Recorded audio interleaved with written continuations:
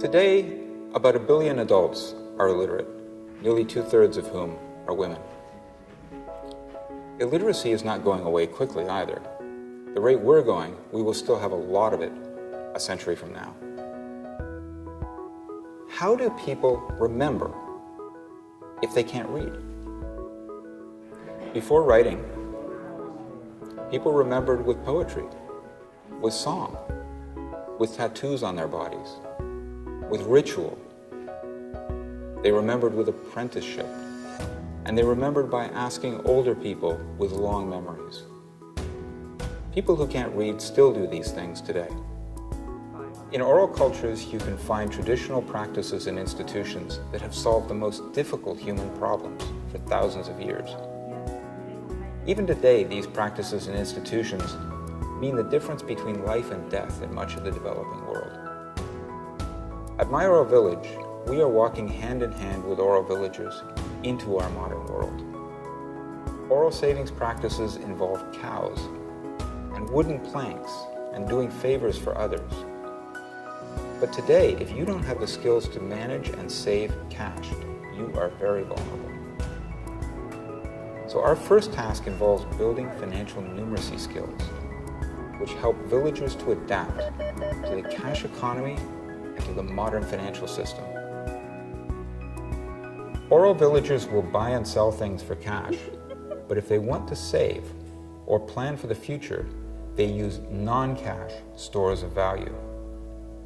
If they earn cash, for example by selling produce in the market, they will quickly exchange it for a cow or for building materials or a promise of future help from a neighbor or relative.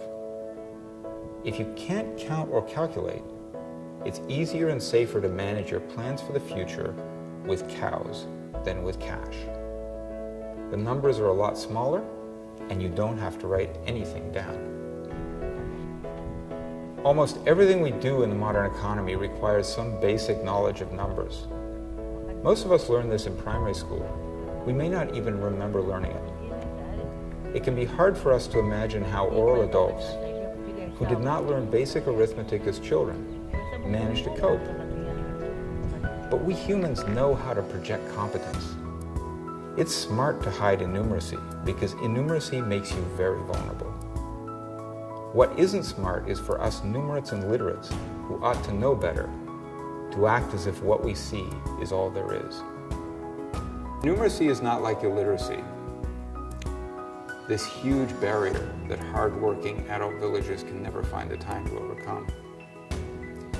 Innumeracy involves a few very specific and very correctable gaps in people's skills and abilities. People will acquire those skills if they see the benefit. And the benefit is to be able to use financial services like savings accounts and loans without fear of making mistakes or of getting ripped off.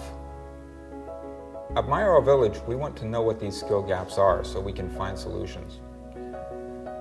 For example, we recently asked illiterate villagers to count 107,500 units in their local currency, equal to about $60 in Tanzania and 25 in Cambodia.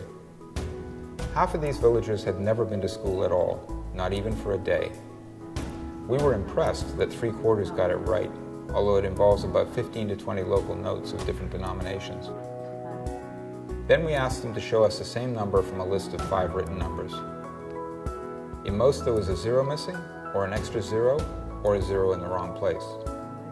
As you know, if we misread something like this on an account statement, we can lose a lot of money. About half would not even answer this question. They just felt it was impossible and gave up. Most of the rest got it wrong. Only 12 out of 80 succeeded. In the world of microfinance, we deliver poor people's financial information to them in precisely the kind of information packages they cannot understand. And we do nothing to help them, although the cost of helping them would be insignificant compared to the benefit.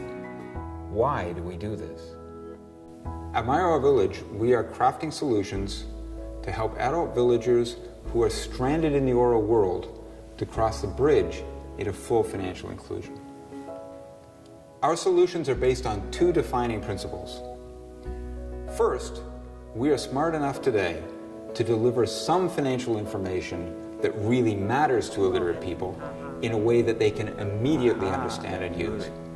And second, we are smart enough to design simple tools to help illiterate people to acquire the skills that they need to decode other financial information that is vital to them.